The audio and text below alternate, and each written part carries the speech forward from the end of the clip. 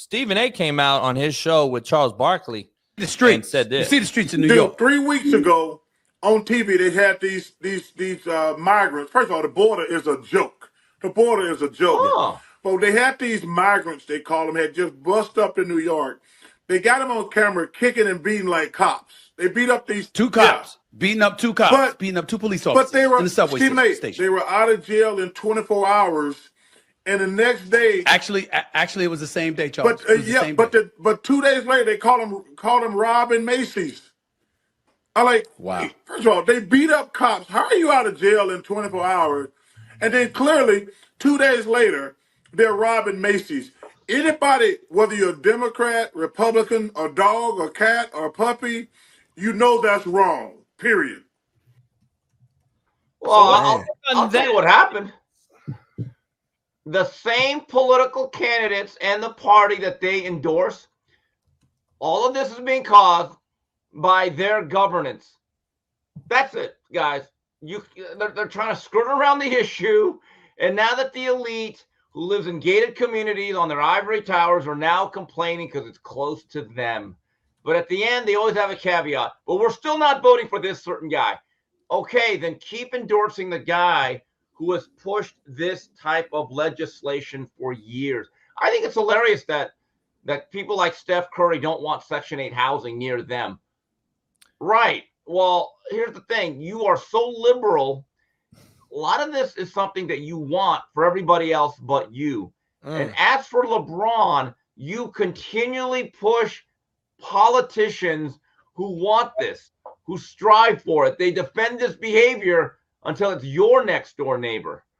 So unless they have the actual guts to say, this is who I'm voting for, I'll give The Rock credit. The Rock has actually said, and here's the problem. Now he's getting heat. Now the question is he going to back down from it?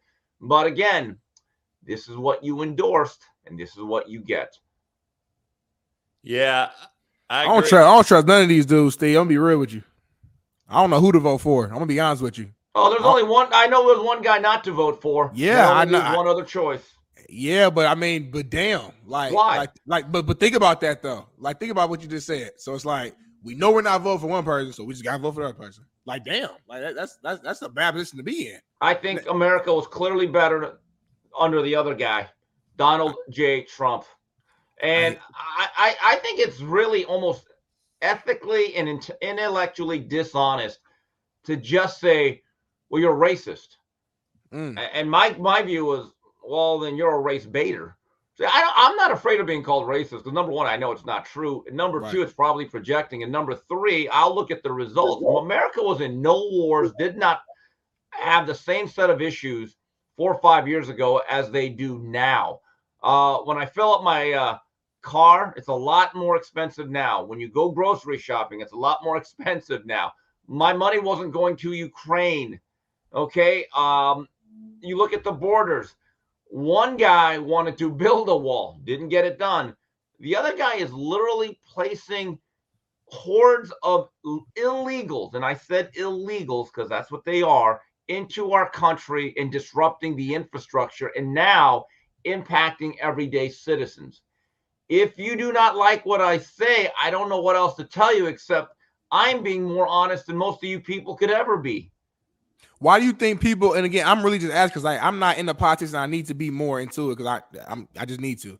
Why, in your honest opinion, why do you think there's so much, I guess, hate towards Trump, though, from your view? Like, just being honest. The same Trump that used to get NAACP lifetime awards, that used to hang out and was high-fived and dapped up by Jesse Jackson and Al Sharpton.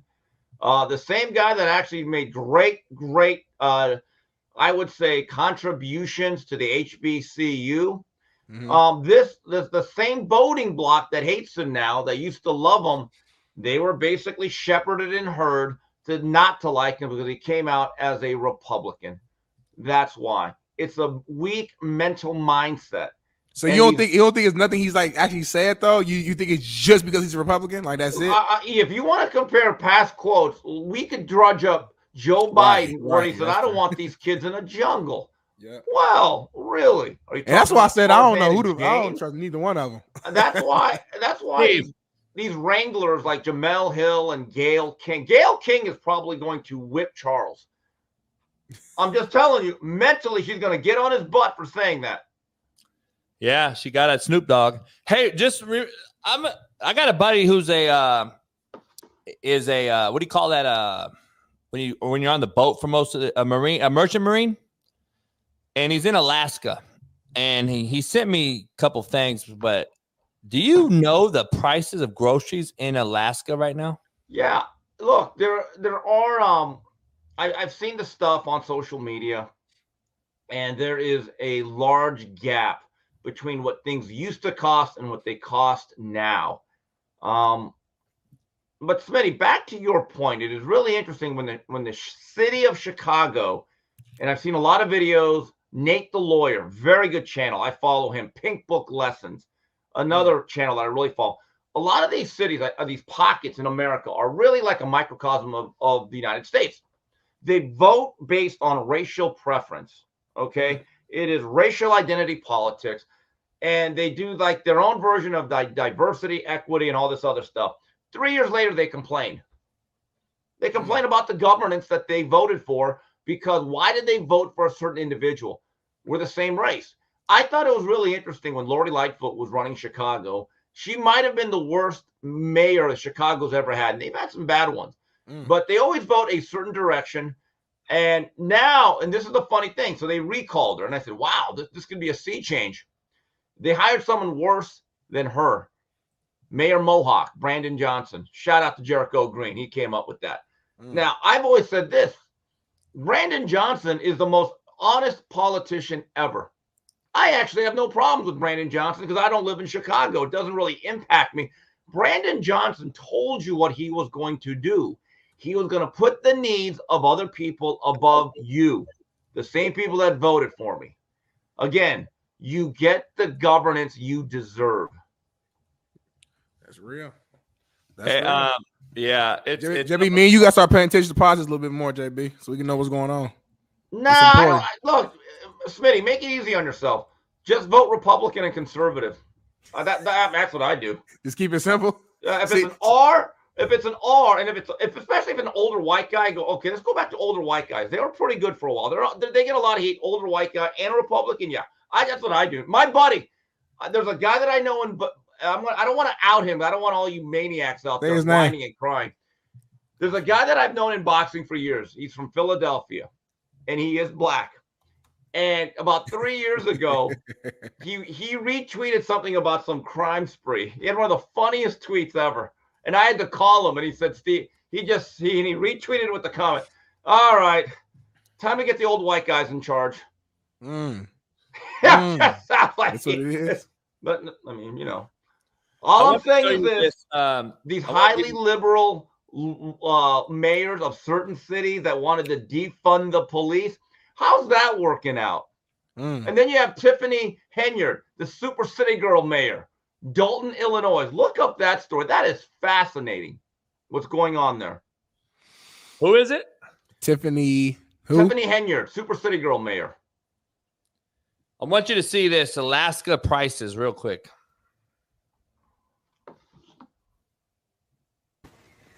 All right, so let's go shopping in Dillingham, Alaska.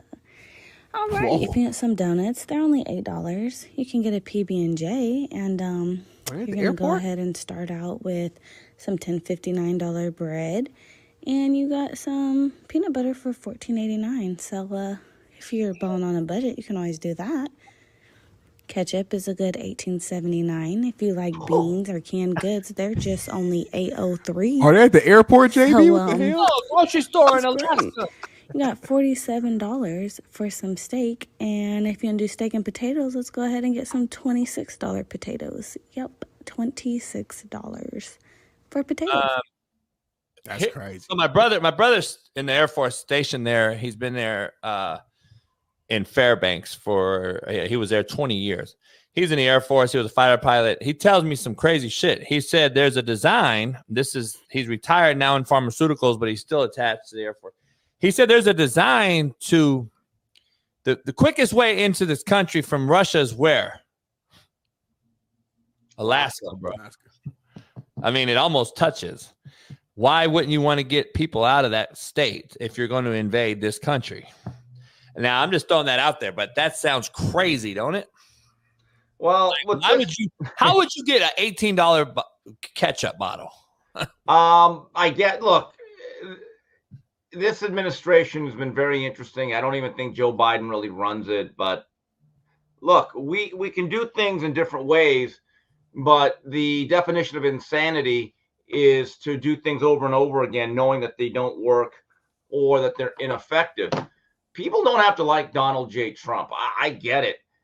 But you can't tell me, like there's this actor, this older black woman, Jennifer Lewis. He's Hitler.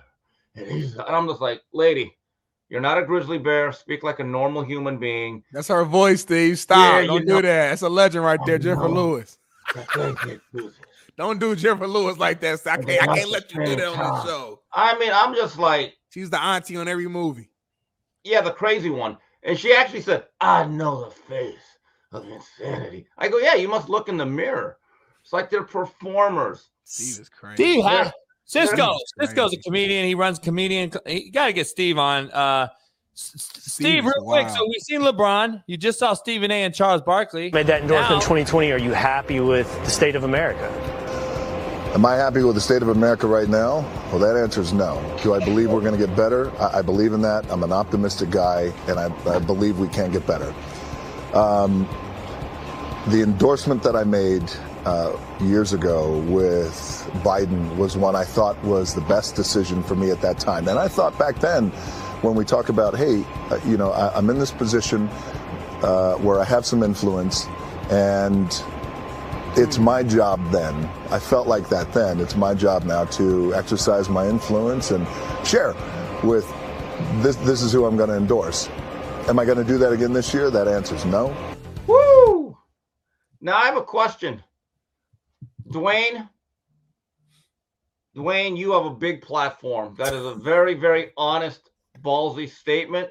Miami. All the whiners are going to come out. Now, can you also get Mario Cristobal to maybe open up the offense that it's okay to score 45 points a game? We have Cam Ward. So can you change? So can we be a pass first? Can we use a little up tempo? Oh, I'm saying. Hey, I did not know where Steve was going with this. I read the story on Dan Hurley. I'm like, hey, I know a football coach that can open up his approach and try to actually blow people out. Anyway,